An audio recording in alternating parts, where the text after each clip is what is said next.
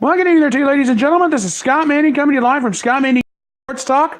I want to thank all my loyal viewers for being with me here this evening. I first want to apologize for last Saturday night not being here. Last week, as you know, I had a miserable cold. I still have a little bit of a cold, but I am doing much better than I was last week. But I still have my pop on standby just in case I need to take a swig of something. But I'm back tonight. I am back raring and ready to go. We have a lot to talk about here in the next half hour, 45 minutes. Stay with me tonight. If you look down at the information down below, you see my rundown for tonight's show. Let's have a blast. Let's have fun.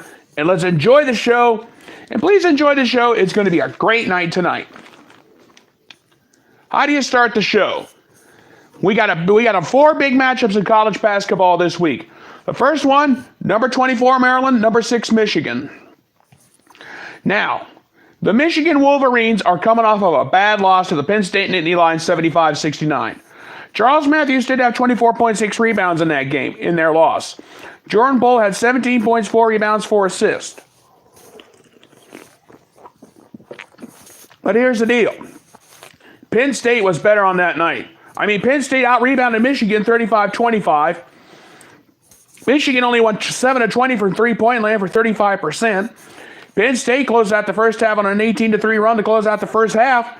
Michigan coach John Beilein got 2 technical fouls at halftime, got thrown out of the game. And I've never seen anything like this before. Michigan played on Michigan-like. Yes, I grant you Michigan did shoot 25 of 49 for 51% from the field. And they went 12 of 16 for 75% from the free throw line. But Penn State just had Michigan's number. That's all there was to it. Maryland, on the other hand, is coming off of a big win over Purdue, 70-56. Jalen Smith, 16 points, 4 rebounds, 2 block shots. Eric Alea, 15 points, 5 rebounds, 2 block shots himself. Bruno Fernando, 12 points, 12 rebounds, a double-double for him in that victory over Purdue, 4 assists. Anthony Cowan Jr., 12 points, 4 rebounds, 6 assists. Now, what Maryland did in that game against Purdue was they went 26 of 52 for 50% from the field. They only went 10 to 15 from the free throw line for 66.7%. They only went 8 of 27 from three-point land. That's only 29.6%. Not very good. Now here's the deal. For this game, I'm not going to bore you with the watch list because you guys already know. All my Big Ten viewers know the watch list for the game coming up this weekend. But the team stats, I'm going to bore you with real quick because I got a feeling this is going to be a close one. And right now, according to the Basketball Power Index, they're giving Maryland a better chance of winning this game. Now, here's why. Maryland, they've averaged 73.7 points per game. Very important. Michigan, they've only averaged 70.6 points per game. That's something to think about there, too. From the field, Maryland, slightly better. 46.6% from the field for Maryland, 45.1% from the field for Michigan. If this game is decided at the free throw line, look out. Maryland has the advantage, 73.7% at the free throw line for Maryland, 68.9% for Michigan. And if you look at three-ball shooting, Maryland's slightly better at 36.6% to Michigan's 34.6%. Now, in the three-point, you've heard me talk about the three-pointers for Michigan's loss to Penn State and Maryland's win over Purdue. You guys already know about the watch list. Charles Matthews, Jordan Bull, Xavier Simpson, Ingus Presadakis, those are the guys to watch out for. But for Maryland, Jalen Smith, Bruno Fernando, Eric Alea, Anthony Cowan Jr., those are the guys to watch out for when you think about Maryland.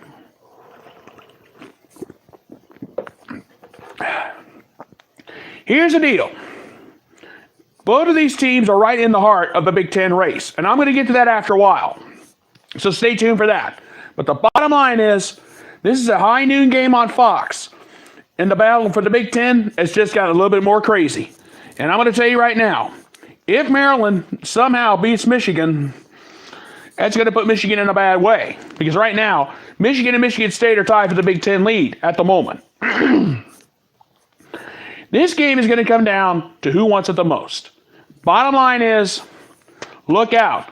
12 noon Saturday on Fox. This is going to be well worth the watching. Now, We've gone from we start out in the Big 10. Let's head out to the Big 12. Baylor faces number 15 Texas Tech on Saturday. And also, too, Baylor and Texas Tech still have a shot at winning the Big 12 title. There's a lot at stake there, and I'll get to that here in a minute. Now, in Baylor's victory over Oklahoma, Baylor did beat Oklahoma last time out 59-53. Jared Butler, 11 points, 5 rebounds, 2 assists. Devontae Brando, 19 points, 2 rebounds. That was it for him. But I wrote down a couple of players on the watch list for Baylor to keep in mind. Marky Mason. The guy averages 15.6 points per game. Very impressive. He also shoots 81.3% at the free throw line. If I wanted somebody at the free throw line in a crucial situation like this, Marky Mason would be the guy I'd want. He also does shoot 44% from the field. That's very important too. The other guy on my watch list for Baylor is Tristan Clark. 14.6 points per game. He leads the team in rebounding with 6.3 rebounds per game. And he's a very impressive, and he shoots 73.7% from the field. Very impressive. But that also makes up for him only shooting 66% at the free throw line. So I'm going to tell you right now, those two guys for Baylor are the guys I would want on my watch list for this big game coming up on Saturday, Emmy. Now for Texas Tech. Jarrett Culver, you got to believe he's on my watch list. 17.7 points per game, leads in that category. 6.2 rebounds per game, leads the category in that. And he leads 3.6 assists per game, he leads the category in that. He shoots 50.3% from the field, and that really makes up for it, but he only shoots 67.2% from the free throw line. That's the Achilles heel right there. That's where most of these big guy players, that's their Achilles heel. But if you think I've forgotten about Jared Culver, there's another guy on my watch list, Matt Mooney. He averages 10.8 points per game. He averages 3.3 rebounds per game. Very impressive. He averages 2.9 assists per game, almost 3 assists per game, by the way. And he does shoot 73% at the free throw line. Now, Texas Tech just humiliated Oklahoma State the other night, 78-50. Jared Culver, 19 points, 3 rebounds, 2 steals in that game. Matt Mooney, 15 points, 4 rebounds, 2 assists. Tariq Owens, 11.7 rebounds, 3 assists, 2 block shots. That's huge too. Now, as far as a pick for this game, my friends, is going to be a 50, in my opinion, this game is going to be a 50-50 toss-up. Here's what I'm talking about.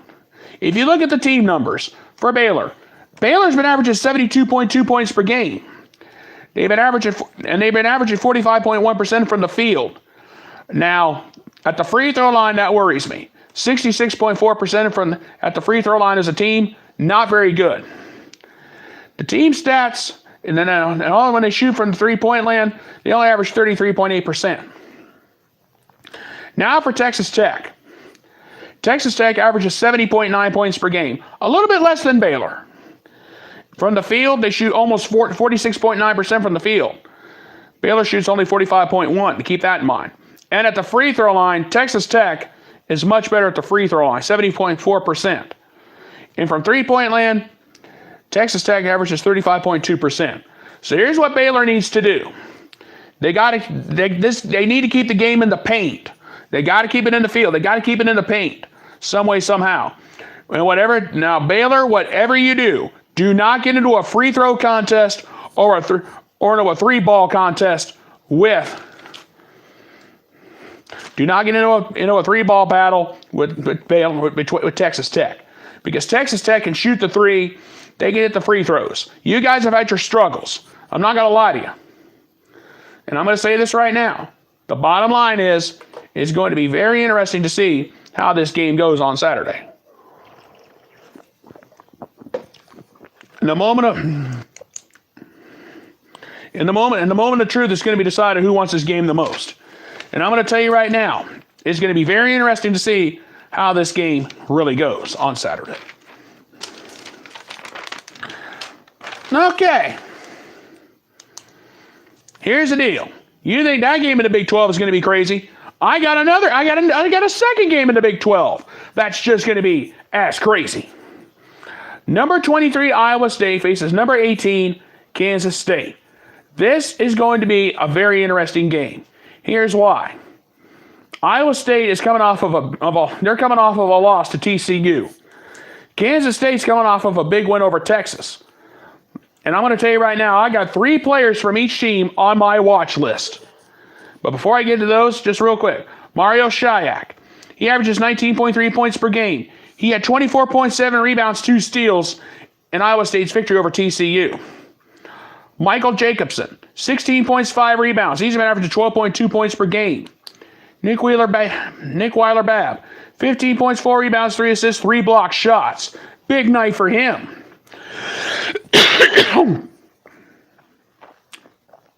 And now for the players on my watch list. For Iowa State, Mario Shayak, 19.3 points per game. He shoots 50% from the field, and he averages 88.5% at the free throw line. He would be a guy I would want at the line in a big game situation. Lindell Wigginton, 12.6 points per game. He may only shoot 39.1% from the field, but he can shoot 74.6% at the free throw line. Michael Jacobson, 12.2 points per game. He has 6.1 rebounds per game, leads the team in that department. He may only shoot 67.9% from the free throw line, but Jacobson shoots 58.2% from the field. That could be important. Keep that in mind. Now, as far as Kansas State goes, they're coming off of a huge victory over Texas, 71-64. Barry Brown, he averages 15.4 points per game. He had 16 in their victory. He also did have 5 rebounds and 3 steals to go with that. Xavier Sneed, 16 points, 8 rebounds, 3 assists. Dean Wade, he averages 13.9 points per game. He had 12 in the victory over Texas, 12 points, 5 rebounds, 6 assists. And now the players on my watch list for this game for Kansas State are Barry Brown Jr. He averages 15.4 points per game, like I said. He shoots 44.9% from the field. 64.9% at the free throw line. That worries me. Dean Wade, he does average 13.9 points per game, and he averages 6.7 rebounds per game. He leads the team in that. He shoots 50.5% from the field. And he's a very excellent 79.7% free throw shooter. I would want him at the line in a big game situation. And he does average 40.5% from beyond the arc. Keep that in mind. Kenyon Stokes, he may only average 10.2 points per game, but he leads the team with the most assists with 3.5 assists per game. And he's a very impressive 76% free throw shooter. He would be another one I want at the line in a big game situation. And now, the team numbers. Huge advantage, Iowa State. They average 7. These are the Iowa State Cyclones. This is an Iowa State team that upset Kansas earlier in the season. Iowa State, they're averaging 79 points per game right now. And from the field, they shoot 48.1%. At the free throw line, 73.7%. Very big. And from beyond the arc, they're shooting almost 36%. That could be huge too. Now, as far as Kansas State goes, I got one thing to say to the Kansas State Wildcats. And I hope you guys out in Manhattan, Kansas are listening. But in my opinion, you guys are in real trouble. Kansas State, they're only averaging 65.9 points per game. They're shooting 43% from the field. And on the top of that, they're only shooting 65.4% from the free throw line. Ouch. And they're shooting only 33.4% from beyond the arc. This is what needs to happen. If Kansas State wants to beat Iowa State, they got to get Shayak, Whittington, and Dixon into trouble. And Nick Weiler-Babb, you better throw him into that discussion. They need to get one of those 4 players into foul trouble early. Otherwise, it is going to be a very long night. And I'm going to say this now. It's going to come down to who wants it the most. And who's the most hungry for it? It's going to be a very interesting night.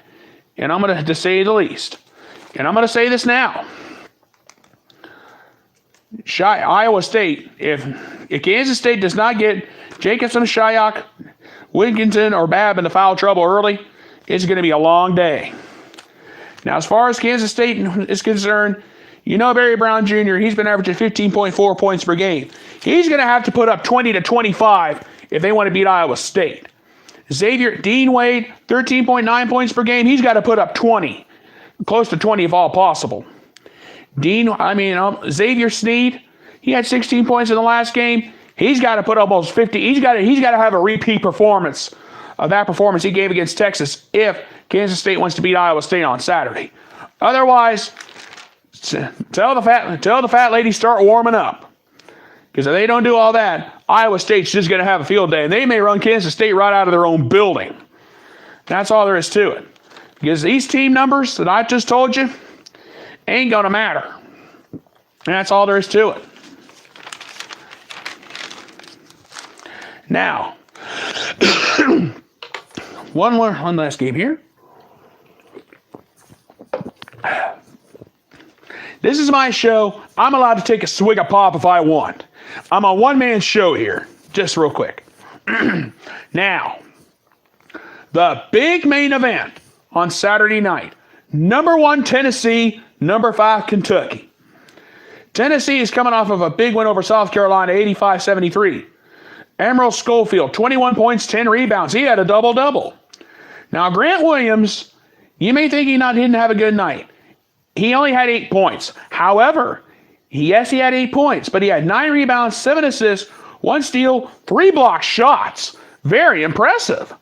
I know he didn't have double digits in the points department, but sometimes if you don't have double digits on the points department, sometimes it's not so bad, because when you have 9 rebounds, 7 assists, 1 steal, 3 blocks, that's a great night. Now, Kentucky is coming off of a very controversial loss to LSU. LSU got a tip in with no time on the clock. Kentucky was complaining that one of the LSU players touched the ball when the buzzer sounded. The officials looked at the replays. They said it was good. So LSU beat Kentucky 73-71, and that loss hurts Kentucky a little bit. Because you know Kentucky is going to be crying foul until this time next year. But I'll get to that but that's for another time and another place. Now, P.J. Washington in that loss had 20 points, 9 rebounds, 3 assists. Keldon Johnson, 16 points, 5 rebounds, 3 assists. Tyler Hero, 12 points, 4 assists for him. That was about it. Now, here's the question. Who do you think has the advantage? A lot of people are saying the basketball power index is saying huge advantage Kentucky. And I'll get to that, and I may be telling you why here in just a second. But a lot of people are thinking, Scott, why do people think Kentucky has the advantage? Well, I'll get to that in a second, and I'll answer that for you. But anyway, I got 3 players on the watch list for Tennessee. Grant Williams, Emerald Schofield. I'm not going to go into those. But real quick, Jordan Boone is the 3rd player on my watch list. He averages 13.2 points per game. He leads the team with 6.5 assists per game. Very impressive. He also shoots 82% at the free throw line, and he shoots 45.9% from the field. That could be very important in Tennessee's game against Kentucky. Now, as you know, Grant Williams, he averages 19.4 points per game. He's on the Wooden watch list. He shoots 57.9% from the field and 83.2% at the free throw line. Excuse me. Emerald Schofield, 16.7 points per game. He leads the team with 6.4 rebounds per game. And he averages 76% at the free throw line. Very important. And he also shoots 48.8% from the field. That could be very important for Tennessee on Saturday night. Now, on the watch list for Kentucky, I have P.J. Washington down. He averages 14.4 points per game. He had 20 in their loss to LSU. Keep that in mind. He leads the team with 8.1 rebounds per game. Very important. He shoots, and P.J. Washington could shoot 51.5% from the field. Very important. Keldon Johnson, he's been averaging 14 points per game. He had 16 in their loss to LSU. He has 5.3 rebounds per game, 48.3% from the field. He shoots 74.3% at the free throw line. Keep that in mind. And Tyler Hero, he had 12 points in their loss to LSU. He averages 13.3 points per game. There's a lot to think about there. He leads the team with with 4 assists per game. He shoots 91.8% at the free throw line. That could be very important in this game on Saturday night. And if you look at the team numbers, you'll be surprised that Kentucky has the advantage. Because P.J. Washington, Keldon Johnson, and Tyler Hero, those are the 3 guys on my watch list. But when you listen to the team numbers, you'll be thinking, why in the world have they got the advantage? Here's what I'm talking about. Team stats for Tennessee. Tennessee's been averaging 85.4 points per game, for crying out loud. And Kentucky's only averaged at 78.4, and the basketball power index is saying Kentucky's going to win this? I beg to differ. Well, if you look at the team stats from the field, Tennessee's been averaging 51.5% from the field. Kentucky only averages 47.5. Now Tennessee has the advantage at the free throw line, 76.7% to Kentucky 74.6%. What? Now if you look at the 3-ball shooting, Tennessee the advantage, 36.8% from the 3-point line to 35.3% for Kentucky. And the basketball power index is saying Kentucky's going to win this thing? I don't think so. But, however, Kentucky has a little bit more to play for this time. They're coming off of a bad loss to LSU.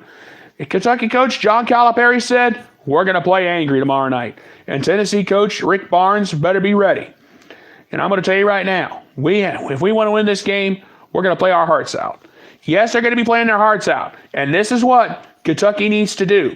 Kentucky's got to get Grant Williams, Emerald Schofield into foul trouble early. They got to get one of those 2, or preferably both of them. Kentucky's got to get both Schofield and Williams into foul trouble early. And then P.J. Washington, Keldon Johnson, and Tyler Hero need to go on a shooting spree like there's no tomorrow if Kentucky wants to win this thing. Now, Tennessee, Grant Williams, Emerald Schofield, one of those 2 have a big game, lights out. It's that simple. Because right now, Tennessee is the number 1 team in the country. And there's been a lot of talk about how good the Tennessee Volunteers really are. And I'm going to say it now. If I had to pick a winner in the SEC, I'd have to go with Tennessee because of Grant Williams and Emerald Schofield. And that's all you need to know. And right now, anything can happen on any given Saturday, and it usually does in college basketball. But I'm going to tell you now, these 4 games, number 24 Maryland, number 6 Michigan, Big Ten implications on the line. Baylor and number 15 Texas Tech, Big 12 implications on the line. Number 23 Iowa State, number 18 Kansas State. Kansas State sitting atop of the Big 12 standings at the moment. When I said, and I'll get to the Big 12 here in a minute, because I got a lot I got to talk about in the latest conference race information. Number 1 Tennessee, number 5 Kentucky, SEC Southeast Conference implications riding on the line. And now, before I get to the conference races, I'm going to get to those in a second. But you know what? I'm going to go a little out of sequence. I normally don't do this, but I'm going to switch it up just a little bit.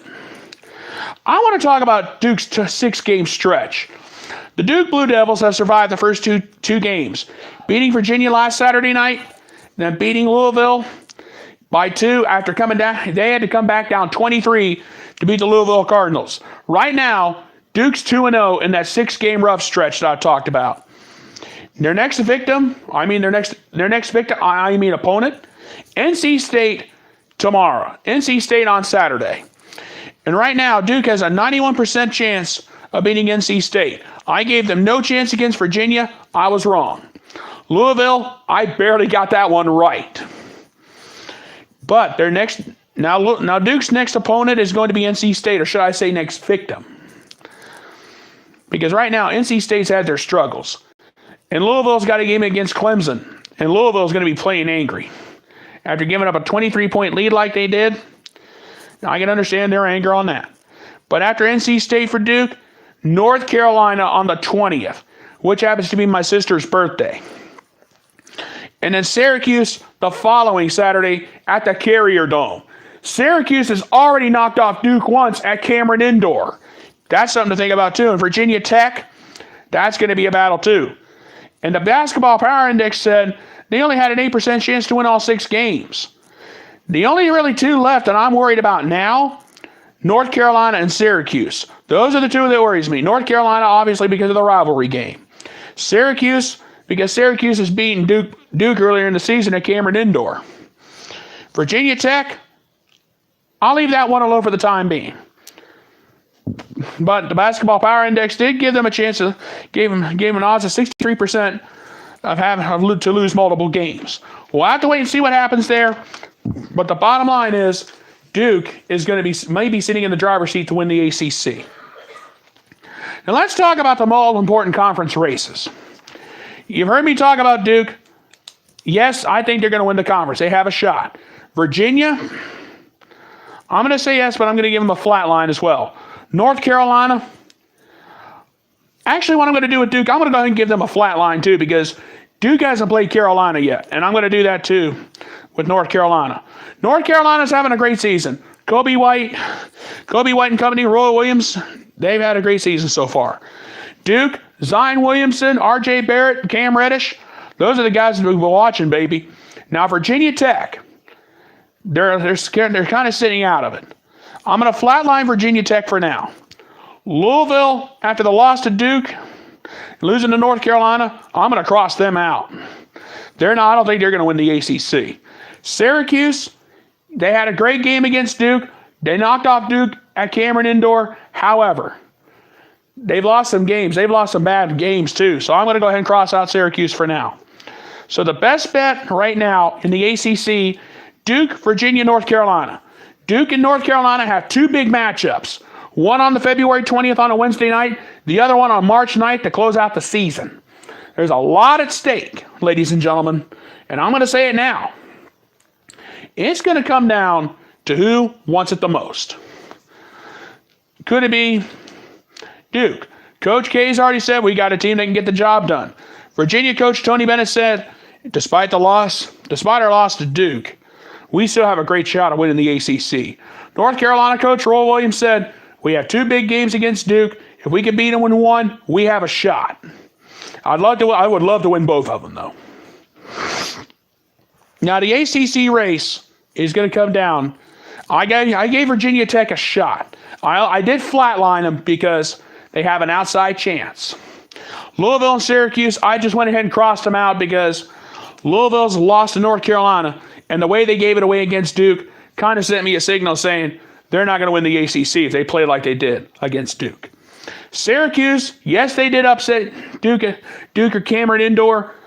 Could they beat Duke again? Yes, they can. However, Duke, Virginia, North Carolina, all 3 of those teams are just too strong right now in the ACC race. And that's all it boils down to. Now, let's talk about the Big 12.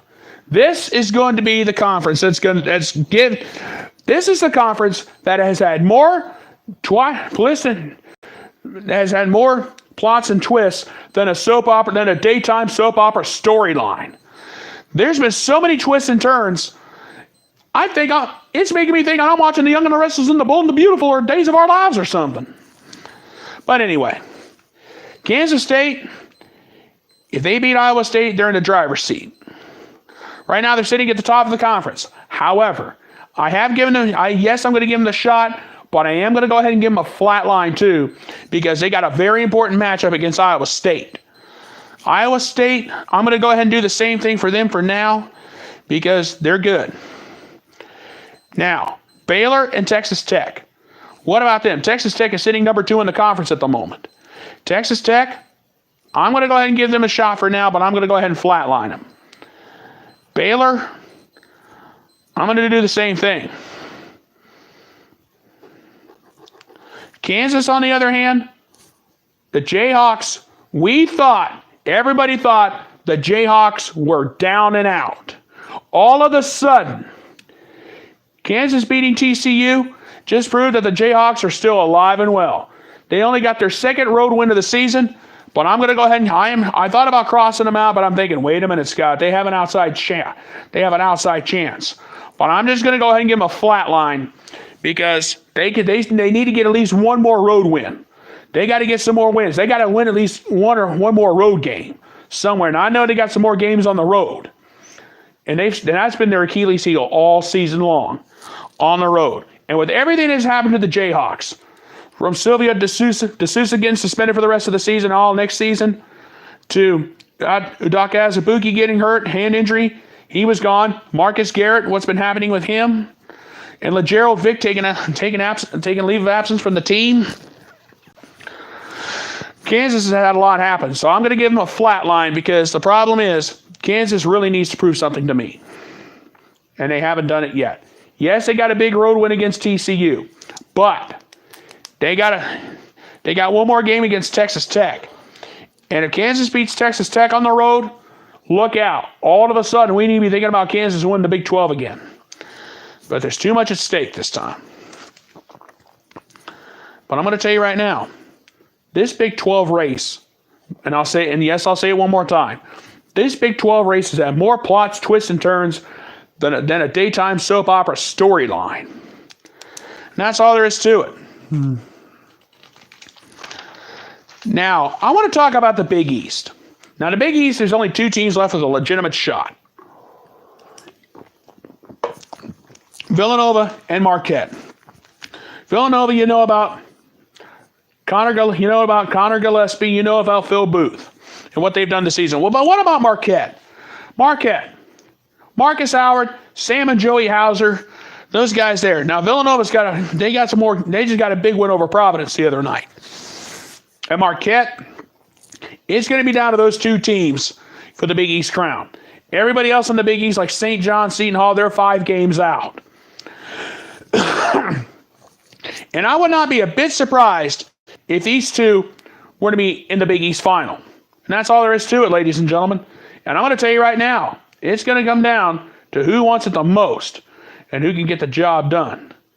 And the bottom line is, it's going to be very interesting to see how the Big East goes the rest of the way. Now, the Big Ten race.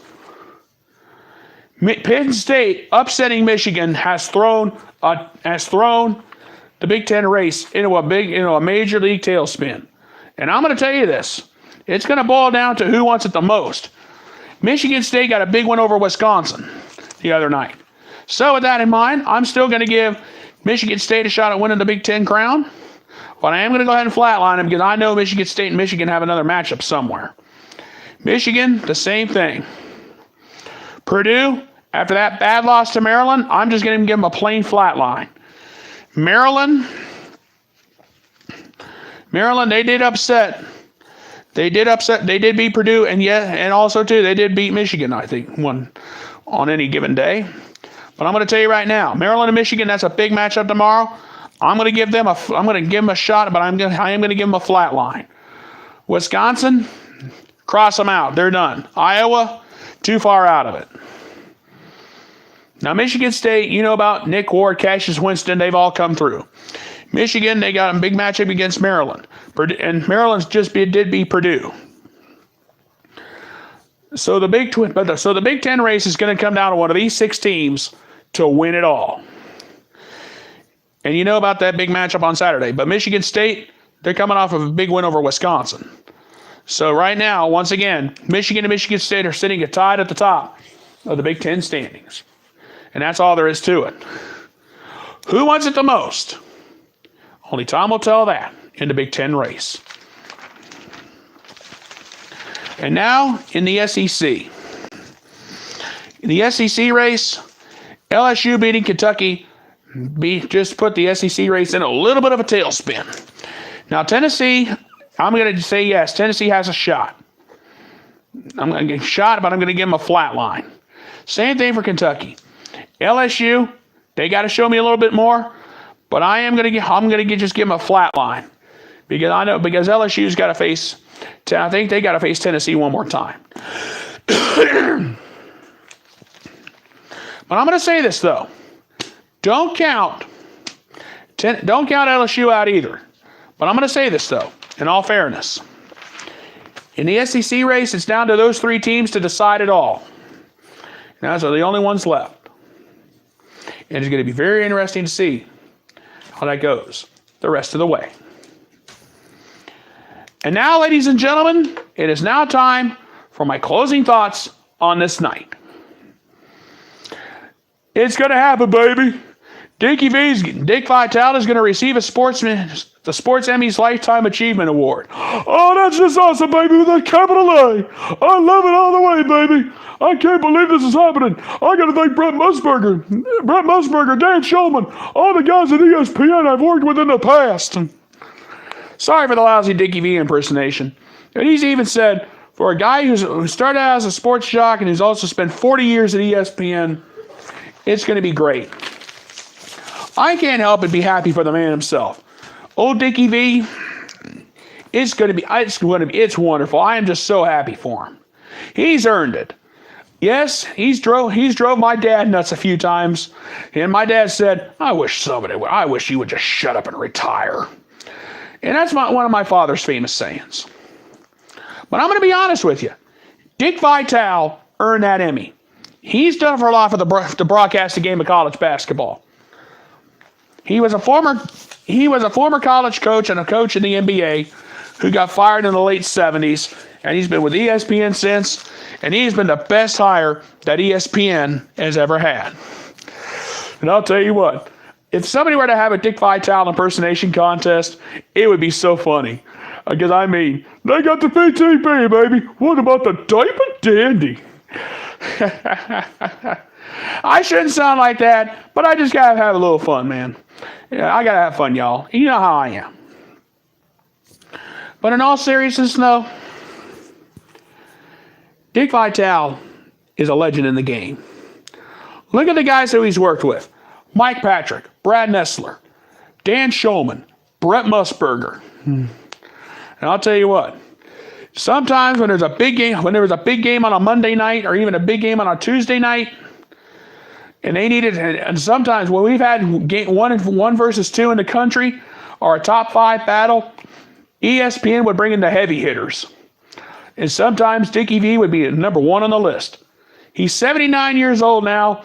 He's still going strong like a kid. What can you say? And Dickie V, thank you for your contributions to the game, and thank you for being a legend in college basketball. And that you are a real person. And for that, I thank you. I thank you, and I salute you on this night. All right, folks, I'm going to go ahead and get on out of here. I want to thank you guys so much for being with me here tonight. Please subscribe to my YouTube channel. My name is Scott Manning. All you have to do is type my name, scroll down, look for this pretty face, and you'll see all the sports videos I have done so far. And I just want to let you guys know something. Saturday morning at 10 a.m. Eastern Time, I'm going to be doing a Daytona 500 special preview. I'll give you the starting lineup for the race. I'll give you who to look out for, who I think is going to be the lackluster. And I'm going to give you my pick for the Daytona 500. So please stay tuned for that on Saturday morning. That's Saturday morning at 10 a.m. And I'm going to have a lot to talk about there. I want to thank you guys so much for being with me here tonight on this night. And I thank you for being with me. Until we meet again on Saturday morning, this is Scott Manning saying good night, good luck, and thank you. And I thank you, and good night. Good night, everybody, and thank you.